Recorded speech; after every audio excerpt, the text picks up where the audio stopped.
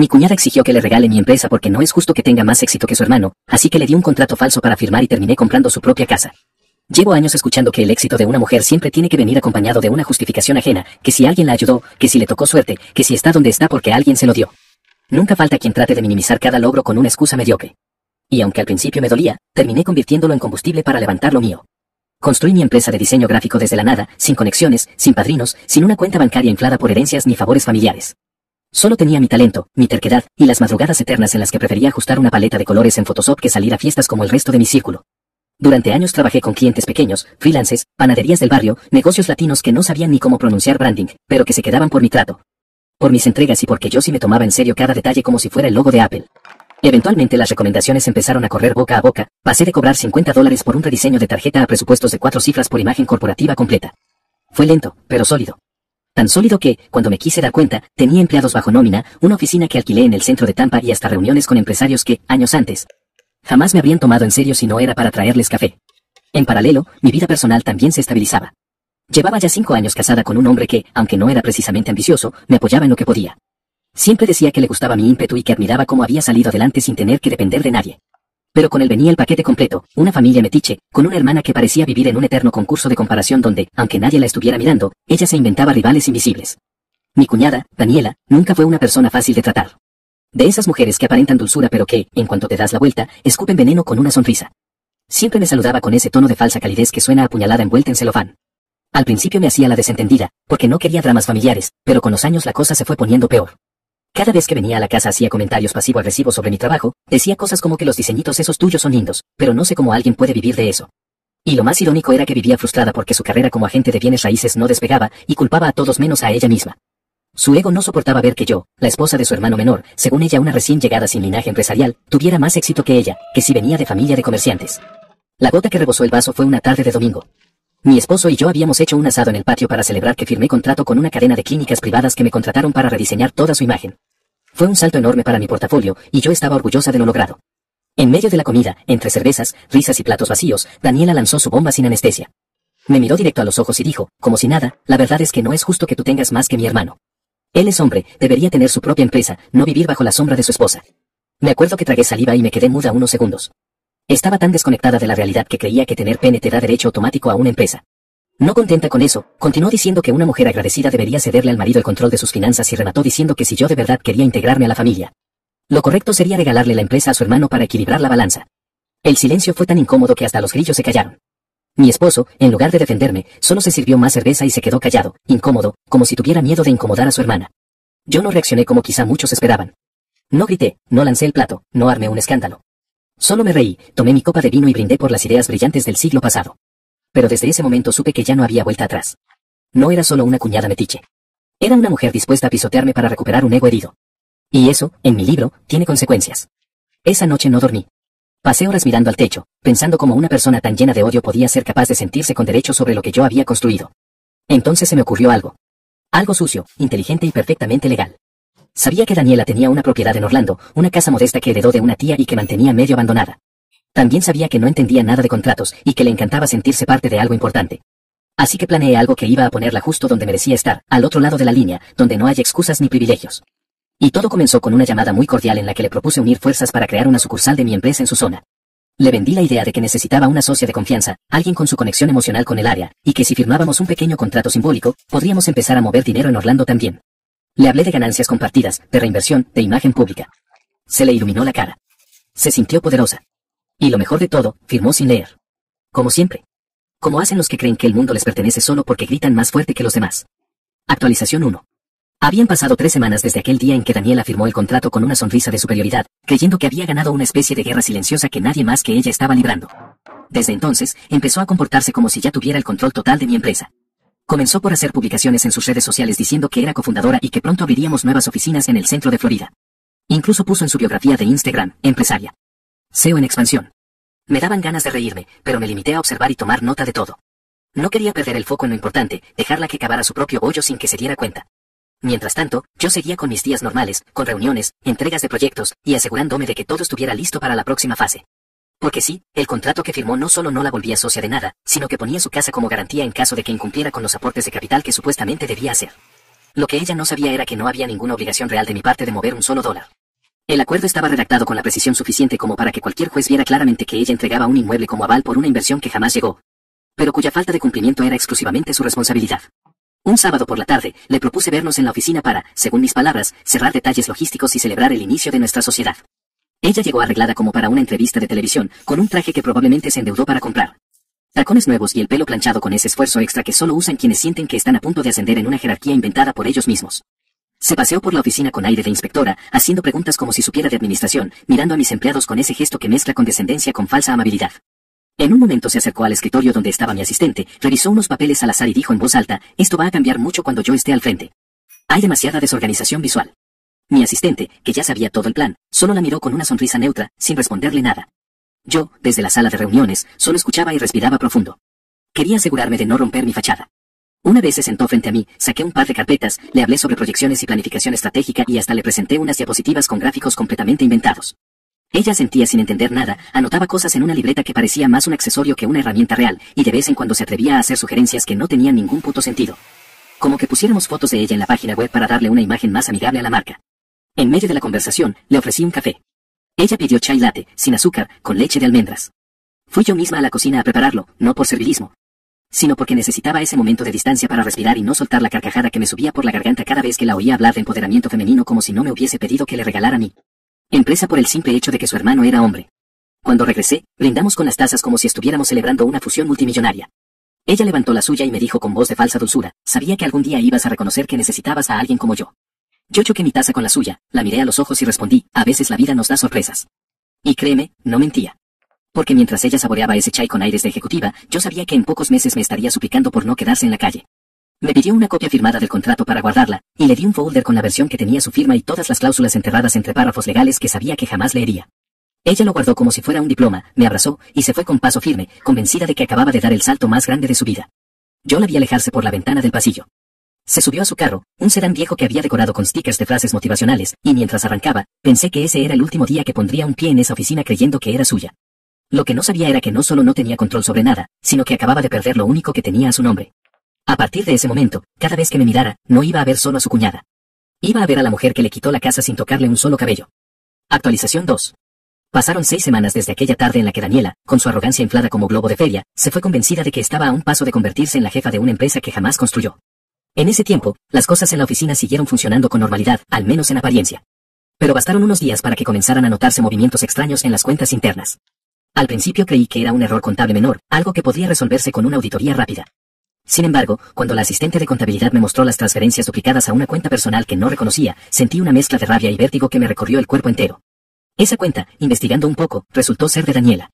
Tenía el descaro de meterse al sistema y desviar fondos usando un acceso limitado que había conseguido a través de un correo compartido que, ingenuamente, le había autorizado bajo el pretexto de que necesitaba revisar materiales internos.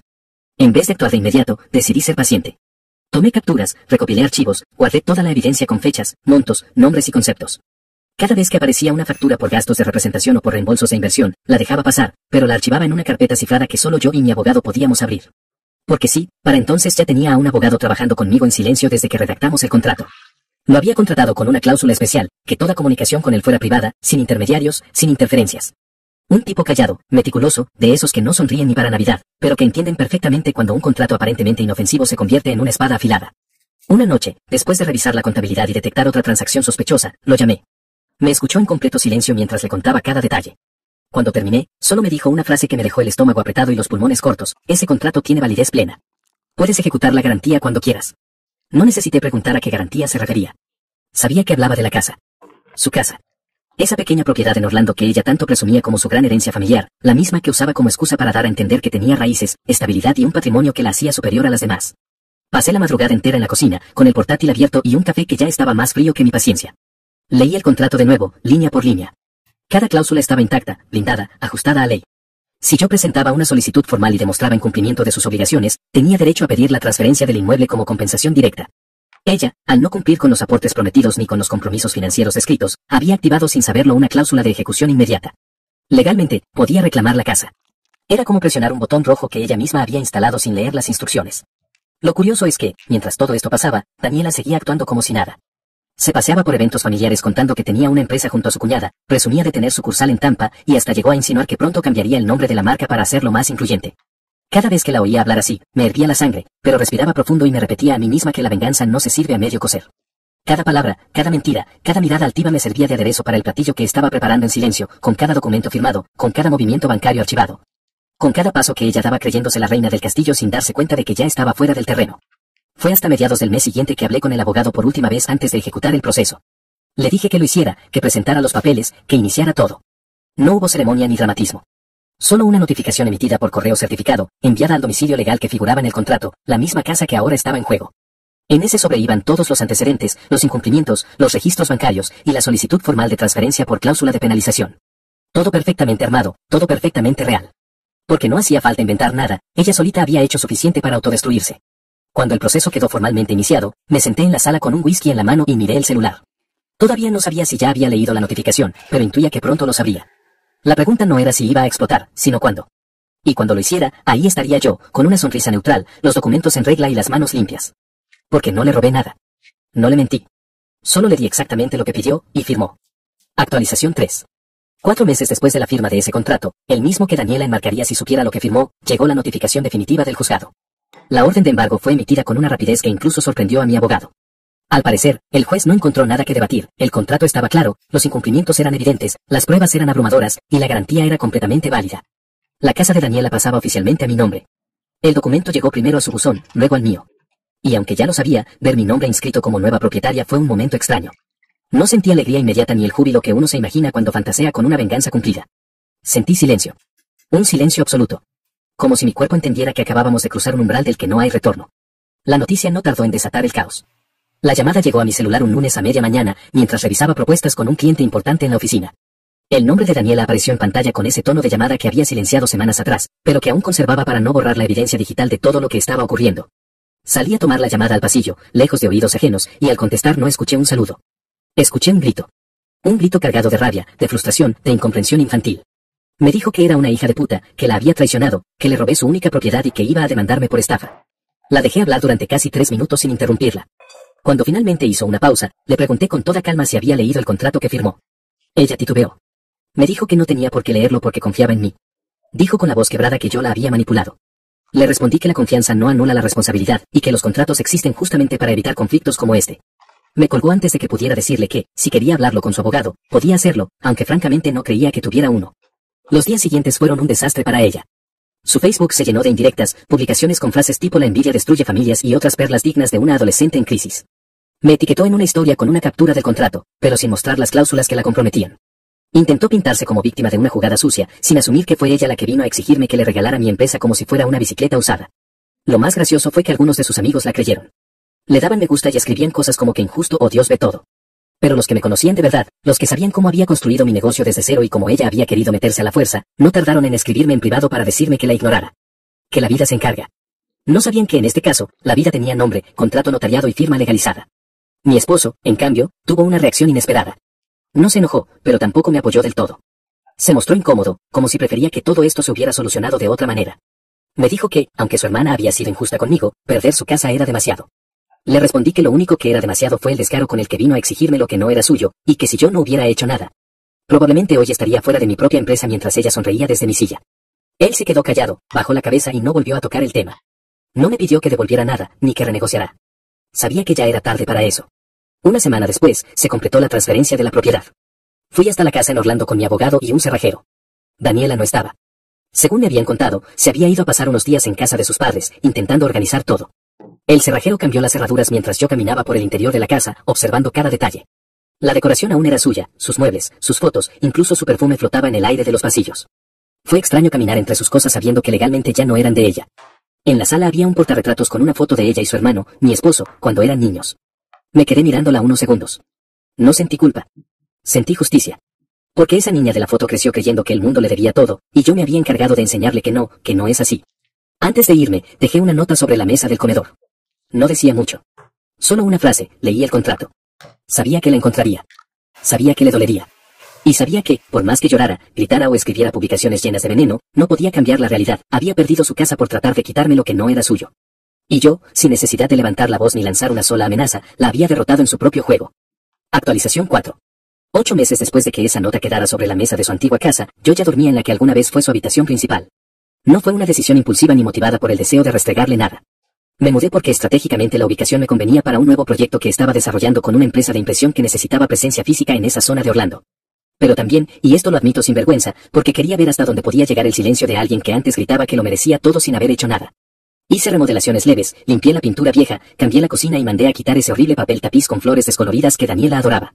Me apropié de cada espacio, no solo legalmente, sino emocionalmente. Y con cada cambio, sentía que convertía el veneno que me lanzó en material de construcción para una nueva etapa, una etapa donde ya no me quedaban ganas de justificarme ante nadie. El día que el camión de mudanza dejó mis cosas en el nuevo garaje, recibí un mensaje de mi suegra. Fue corto, seco, sin saludo ni despedida, como suelen ser los mensajes llenos de culpa mal disimulada. Me escribió: espero que estés feliz con lo que hiciste. Ella está devastada. Me quedé mirando la pantalla unos segundos, como si esperara que apareciera una segunda parte. Nunca llegó. Ni una pregunta sobre cómo estaba yo, ni un reconocimiento por el trabajo que durante años me vieron hacer con desdén. Solo eso. Una frase que me dejó en claro que, para ellos, yo era la mala. Yo era la que había causado una tragedia, no la que había reaccionado a una embestida absurda. No respondí. No lo merecían. Ya había respondido con hechos, con papeles firmados, con un proceso tan limpio que ni los más ciegos podían refutarlo. Y aún así, lo harían. Mi esposo, para ese momento, ya no era el mismo. Lo notaba en cómo evitaba hablar del tema, en cómo le cambiaba la cara cada vez que sonaba el teléfono y era su madre o su hermana. Sabía que estaba en medio de dos fuegos, pero no le di el lujo de exigirme ninguna explicación. Tampoco me la dio él cuando Daniela me atacó sin motivo, así que el equilibrio era justo. Cada quien con su propio silencio. Me concentré en mis proyectos, en mis clientes nuevos y en transformar esa casa en un lugar donde pudiera trabajar y vivir con comodidad. Incluso adopté al perro que Daniela había dejado atrás, un labrador anciano que al principio me gruñía pero que, al segundo mes, ya dormía a los pies de mi cama como si siempre hubiera sido mío. Era gracioso ver cómo ese animal, que alguna vez ella presumía como su compañero fiel, ahora se había rendido por completo a la calma que yo le ofrecía. El primer encuentro cara a cara con Daniela después de todo eso ocurrió en una reunión familiar por el cumpleaños de uno de los sobrinos. Llegué con un regalo envuelto en una caja blanca y el mismo vestido que me había comprado el día que recibí el primer cheque grande de mi negocio. No lo hice por provocarla, lo hice por mí. Porque a veces el pasado necesita verse reflejado para entender cuánto hemos avanzado. Ella estaba en la cocina, sirviéndose una copa de vino barato y hablando con una tía. Cuando me vio, se le endureció la cara, pero no dijo nada. Se giró y se fue a sentar al fondo del patio, como una adolescente castigada. Nadie la siguió. Nadie la consoló. Me di cuenta entonces de que incluso su propio círculo se estaba cansando de su versión eterna de víctima incomprendida. Durante esa fiesta, una prima de mi esposo se me acercó y, después de mirar alrededor para asegurarse de que nadie la escuchaba, me dijo que Daniela ahora vivía en casa de sus padres, que no encontraba trabajo estable y que estaba considerando mudarse fuera del estado. Me preguntó en voz baja si yo creía que había manera de arreglar las cosas. Me limité a encoger los hombros y responder que las cosas ya estaban arregladas, que lo que quedaba era asumir las consecuencias. Ella me miró unos segundos, como si quisiera decir algo más, pero terminó alejándose. Supongo que esperaba encontrar en mí a alguien remordida, tal vez cansada. Pero no. Lo que encontró fue a alguien que hizo lo necesario para que la próxima vez que alguien se atreviera a tocar lo que le pertenece, lo pensara dos veces. Esa noche, mientras manejaba de regreso a Orlando, no sentí peso en el pecho. No sentí que debía algo. No sentí culpa. Lo que sentí fue una claridad brutal: el éxito es como una casa. No se hereda, se construye. Y a veces, cuando alguien quiere invadir la tuya, lo único que queda por hacer es cerrarle la puerta y cambiar la cerradura. Actualización final. Un año después de aquel almuerzo en el que mi cuñada abrió la boca para exigir lo que jamás le correspondió, me encontraba sentada en el mismo estudio que mandé remodelar a mi gusto. Con la luz del atardecer entrando por los ventanales amplios que antes estaban cubiertos por esas cortinas polvorientas que ella nunca cambió. La casa, ahora verdaderamente mía, no solo era un bien inmueble más en mis documentos patrimoniales, se había convertido en símbolo de una lección irrefutable. Una lección que, de una forma u otra, le quedó grabada no solo a Daniela, sino a toda la familia, incluyendo a mi esposo, que aunque seguía a mi lado, ya no hablaba de su hermana con ese aire protector que tenía antes. Como si ella fuera una víctima perpetua del mundo. En este nuevo hogar que antes fue suyo, levanté la sede secundaria de mi empresa. Convertí el cuarto de huéspedes en una oficina pequeña donde trabajaba con 2 diseñadoras locales que contraté para expandir el área de contenido digital. Instalé un pequeño set de grabación para mis tutoriales de diseño y comencé a ofrecer workshops para jóvenes que querían independizarse sin tener que mudarse a Nueva York o Los Ángeles. Todo eso lo hice desde el espacio que ella quería conservar como su refugio emocional. Cada rincón de esa casa se transformó para servir a un propósito real, no para alimentar delirios de grandeza sin sustancia. Y con cada cliente nuevo, con cada transferencia que entraba, con cada correo de agradecimiento que recibía, me reafirmaba una y otra vez que no me había equivocado. Había hecho lo que se debía hacer. Con frialdad, con cálculo, pero también con justicia. Daniela, según me contaron después, había intentado demandarme. Buscó un abogado que le cobraba por adelantado solo para explicarle que no había caso alguno. El contrato era válido, la ejecución era legal, y todas las pruebas jugaban en su contra. No contente con eso, intentó mover el discurso hacia lo emocional. Se victimizó en redes sociales, en conversaciones de pasillo y en llamadas que más de una vez intentó hacerme, todas ignoradas. En uno de esos arrebatos, escribió un correo larguísimo donde me acusaba de haberle robado su identidad empresarial y de haberle quitado su oportunidad de tener algo propio por primera vez en su vida. Me tomó menos de un minuto leerlo. Y menos de 5 segundos borrarlo. La última vez que supe de ella fue a través de una amiga en común, más suya que mía, que me escribió para contarme que Daniela se había mudado a Carolina del Norte. Que estaba trabajando en una cafetería como barista y que había dejado todo atrás para empezar de cero. Yo asentí, le di las gracias por la información y no comenté nada más. Porque ya no sentía rencor. Ni siquiera desprecio. Sentía distancia. Una distancia seca, firme, como la que se siente con una persona que uno conoció en una etapa antigua de la vida y que ya no encaja, no porque haya cambiado, sino porque uno creció. Mientras ella servía cafés y explicaba el menú del día con la misma voz con la que una vez exigió quedarse con mi empresa, yo daba conferencias en universidades comunitarias. Firmaba nuevos contratos con empresas del sur de Florida y manejaba un negocio con sedes activas en 2 ciudades. Y todo eso sin deberle un centavo, un favor, ni una disculpa a nadie. A veces, cuando pasaba frente al espejo del recibidor, el único objeto decorativo que dejé intacto de su etapa en la casa, me miraba unos segundos antes de salir. Me veía distinta. No solo por las canas nuevas o por la postura más erguida. Me veía más libre. Más certera. Como alguien que dejó de pedir permiso para ocupar el lugar que ya había trabajado para ganarse. Esa era, quizás, la verdadera venganza, demostrarle no solo que no podía quitarme nada, sino que en el intento, fue ella la que se quedó sin lo poco que tenía. Nunca la llamé. Nunca le dije te lo advertí. Nunca le pedí perdón por lo que hice. Porque no lo necesitaba. Porque esa historia, su historia, fue una que ella misma escribió línea por línea con cada palabra que salió de su boca, con cada desprecio disfrazado de consejo, con cada mirada que me lanzó como si fuera menos. Y porque, al final, no hay venganza más poderosa que mirar a quien quiso verte caer y saber, con una calma inquebrantable, que no solo seguiste de pie, sino que compraste la casa desde la que quiso derribarte.